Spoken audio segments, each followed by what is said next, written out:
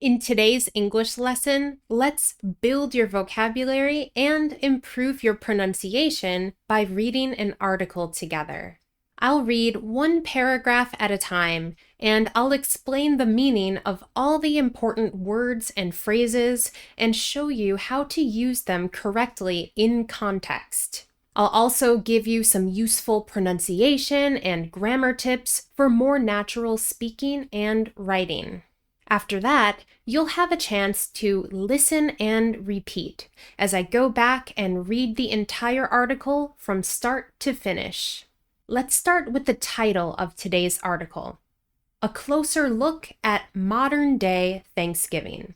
So, Thanksgiving is one of my favorite holidays, and at the time of recording this video, Thanksgiving is tomorrow. So this is the perfect time to read about how we usually celebrate here in the US. Things like food, traditions, events, and also how the holiday has changed in recent years. Here we have the adjective modern day, and this means existing in the present time. We use this especially when we're comparing something current to something older. We only use this adjective before a noun, so we can talk about modern day inventions, a modern day version of an older movie, modern day problems, etc. Also, before I forget, you can download the free PDF with all the examples and explanations from today's lesson. The link is in the description below this video. Okay, let's read the first paragraph together. Thanksgiving is celebrated on the fourth Thursday of November in the United States, and it marks the start of the holiday season. Families and friends come together to enjoy a traditional home-cooked meal using recipes that have been passed down through generations. A quick grammar tip. When talking about dates or holidays in English, we use ordinal numbers. If you're looking at a calendar, you have the first Thursday of the month, then the second Thursday, then the third, and the fourth Thursday, which is when Thanksgiving is. This means that the date of Thanksgiving is different every year. This year, it's on Thursday, November 27th. Sometimes we don't write the TH at the end, but we always have to pronounce it. 27th. To mark means to show that something represents the beginning or the end of an important time or period. You'll see this verb a lot in the context of big events or transitions. For example, the graduation ceremony marked the end of a difficult chapter in their lives. In this context, Thanksgiving marks the start of the holiday season. Okay, this is something you really need to know about American culture. The holiday season is the period from late November through early January. It includes so many major holidays: Thanksgiving, Christmas, Hanukkah, Kwanzaa, New Year's Eve, New Year's Day. This time of year focuses on family events, traveling, buying presents, decorating, cooking, and pretending that you're not stressed about all of those things. Home-cooked food is just food prepared at home. The opposite would be store-bought food or ready-made food. To pass something down or to pass down something. This means to give something to younger generations. So you can pass down traditions, pass down stories, and you can pass down recipes. By the way, make sure you're pronouncing this word correctly with 3 syllables, and the stress is on the first syllable. Recipes, recipes. Okay, let's go to the next paragraph. The main dish is usually a large roasted turkey, and common side dishes include stuffing, mashed potatoes, cranberry sauce, and pumpkin pie. Before eating, people usually gather around the dinner table and take turns sharing what they're thankful for. The word dish in English can have two meanings: a physical plate or bowl, or in this context, a food item served as part of a meal. You can have a large main dish and many smaller side dishes. Most people have a large roasted turkey as the main dish of the meal. Here, the word roasted is an adjective that comes from the verb to roast, which means to cook food, especially meat or vegetables, in an oven or over a fire. Personally, one of my favorite side dishes for any meal is roasted potatoes. I love them.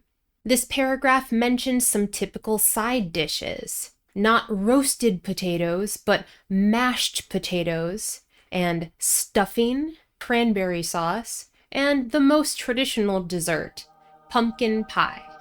This is my absolute favorite.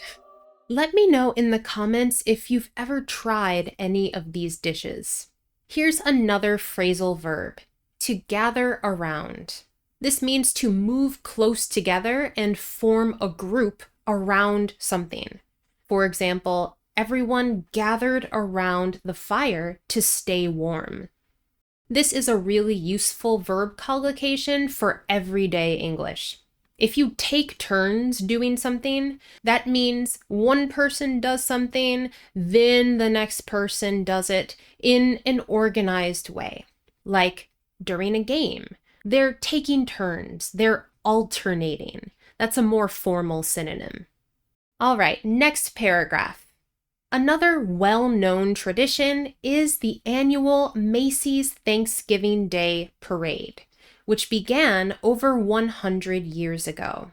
This famous parade with gigantic balloons, floats, and performances takes place in New York City and is broadcast live on television on Thanksgiving morning.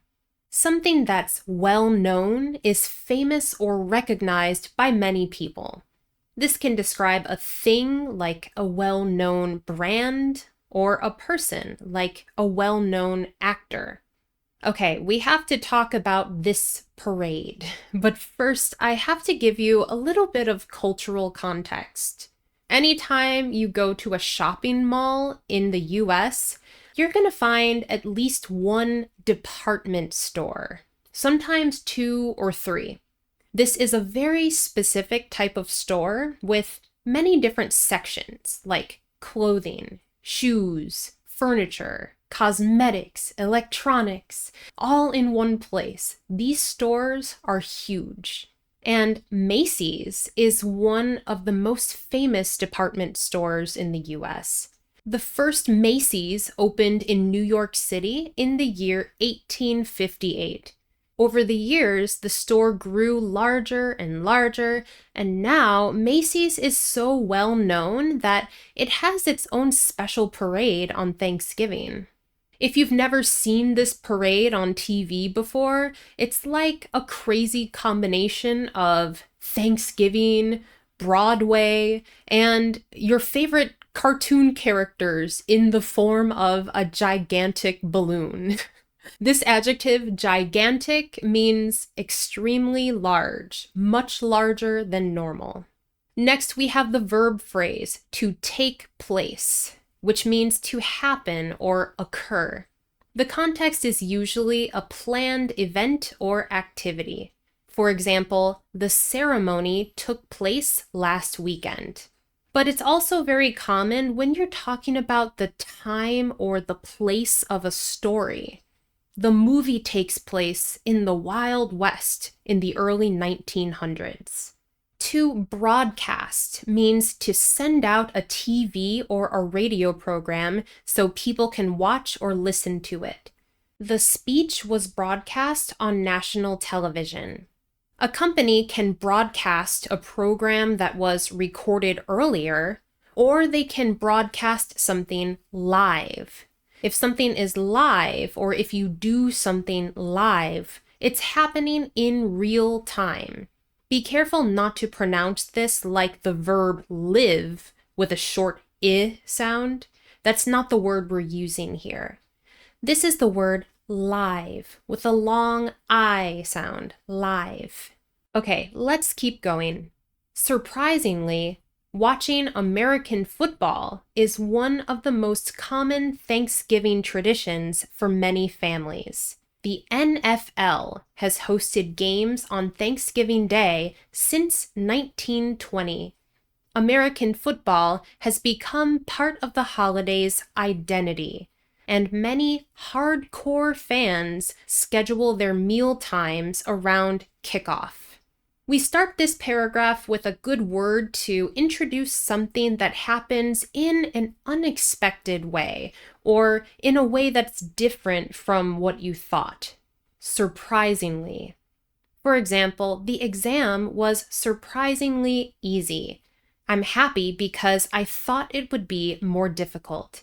Surprisingly, my boss wasn't angry that I was late to the meeting. The NFL, or National Football League, is the most popular professional sports organization in the US. Notice that we're using the word since here. Since 1920, not from 1920. This is a really common mistake, but here's a good memory trick. Since indicates the starting point of an action that continues today. An action that's still happening. So if you can add, and it continues today, then you need the word since. Let's try it. She has lived in New York since 2015, and it continues today. She still lives in New York. She lived in New York from 2015 to 2020. This does not continue today. Only use from when there's a clear end point. This is also why we switched from the present perfect tense to the simple past here, because it ended in the past. It's not connected to the present. Also, in American English, we typically drop the T in an unstressed syllable when it comes after an N in a stressed syllable. So 20 usually sounds like 20, 21, 22, 1920. This is also the reason why Americans pronounce our next vocabulary word this way. Identity, 4 syllables, stress on the second syllable. Identity. So you don't have to drop the T's. You can say identity. That's completely fine. But this is important to know when you're listening to native speakers. In this context, the noun identity means the things that represent the true nature of something and make it easy to recognize. For example, food plays a big role in cultural identity. So when you look at a particular type of food, you can recognize that and associate it with a particular place or culture. In this context, many Americans associate Thanksgiving with a few different things, and one of those things is watching football. Next, we have a really good informal noun collocation. A hardcore fan is someone who follows or supports something or someone with a lot of passion or dedication. My parents are hardcore fans of the Buffalo Bills. This is our city's NFL team. For me, I would say I'm a hardcore K-pop fan. What about you? Are you a hardcore fan of something or someone? Leave a comment and let me know. In American football, the kickoff is literally the moment when the first person kicks the ball. That marks the start of the game. Let's continue. The day after Thanksgiving is known as Black Friday and is considered the unofficial start of the Christmas shopping season. Many people take advantage of the major discounts offered by in-person and online retailers. However, Many believe that Black Friday encourages excessive consumerism and has destroyed the spirit of Thanksgiving. To take advantage of something. Again, Americans usually drop the T after the N. You can say advantage. I usually say advantage, advantage. This is a really useful expression. It means to do or use something beneficial while it's offered or while it's available. They took advantage of the warm weather by going to the beach. This opportunity doesn't happen very often, so you should take advantage of it. When something is in person, that means it's done with people physically present in the same place. So the opposite would be something that's online or virtual. Next, this is a little more formal, but a retailer is a business that sells products directly to the public, like a clothing store, an electronics store, a grocery store, or a department store like Macy's. These are all retailers because they're not selling to other businesses, they're selling to regular people. If something is excessive, that means it's more than necessary. It's too much in a negative way. This cereal has an excessive amount of sugar. Now here we have a very formal noun that we use in the context of economics. Consumerism. 5 syllables. Consumerism.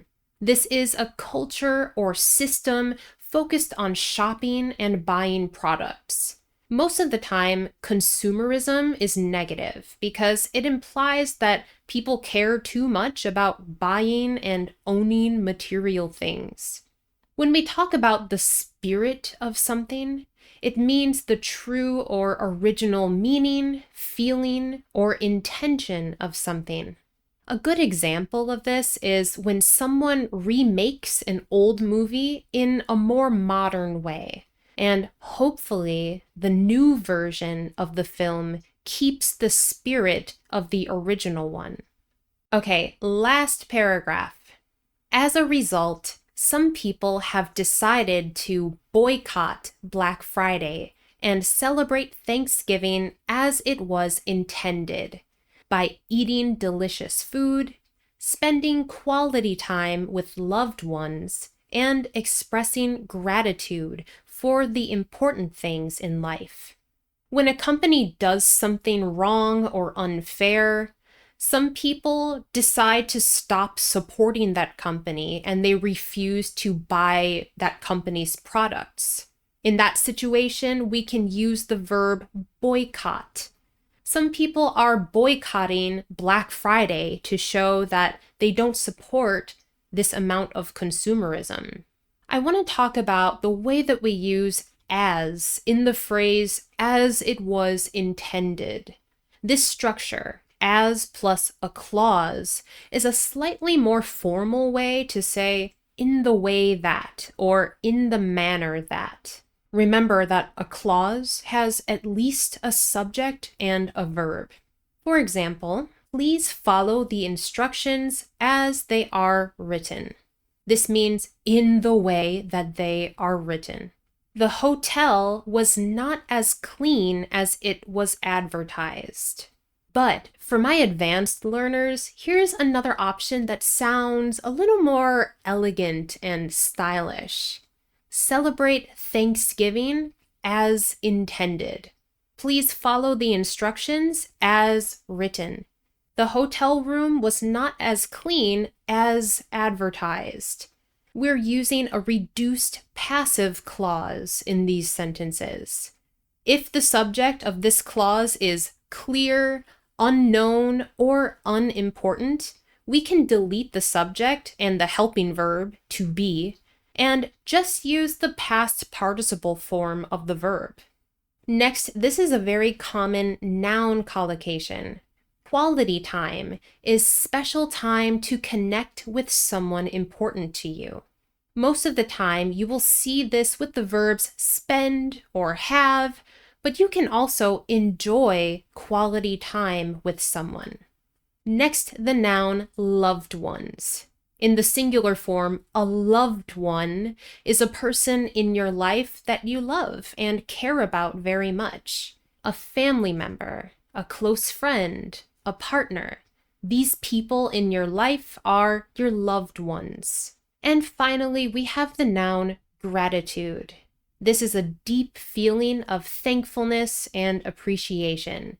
Gratitude is what Thanksgiving is all about. Usually you express or show or feel gratitude, with no article because this is non-count. She sent an email to express her gratitude for the extra support from her coworkers this week.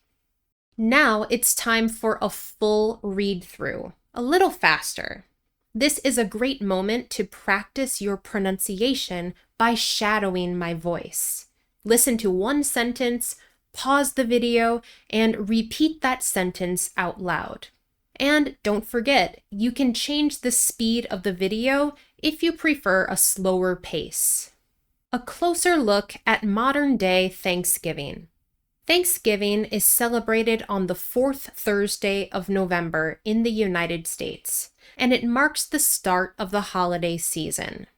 Families and friends come together to enjoy a traditional home-cooked meal, using recipes that have been passed down through generations. The main dish is usually a large roasted turkey, and common side dishes include stuffing, mashed potatoes, cranberry sauce, and pumpkin pie. Before eating, people usually gather around the dinner table and take turns sharing what they're thankful for.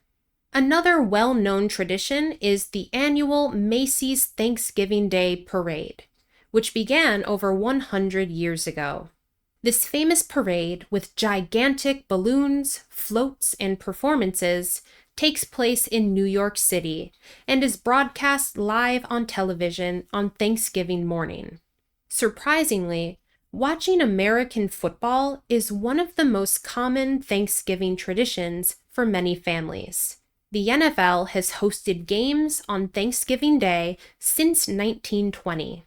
American football has become part of the holiday's identity, and many hardcore fans schedule their meal times around kickoff. The day after Thanksgiving is known as Black Friday and is considered the unofficial start of the Christmas shopping season. Many people take advantage of the major discounts offered by in-person and online retailers. However, many believe that Black Friday encourages excessive consumerism and has destroyed the spirit of Thanksgiving. As a result, some people have decided to boycott Black Friday and celebrate Thanksgiving as it was intended, by eating delicious food, spending quality time with loved ones, and expressing gratitude for the important things in life. Now, I want you to practice using some of today's vocabulary. Answer this question in the comments. What are you grateful for this year? It can be anything, big or small. I'm extremely grateful for all of my amazing students here. Thank you so much for learning with me. I'm Gina. This is Your World in English, and happy Thanksgiving. I'll see you next time. Bye.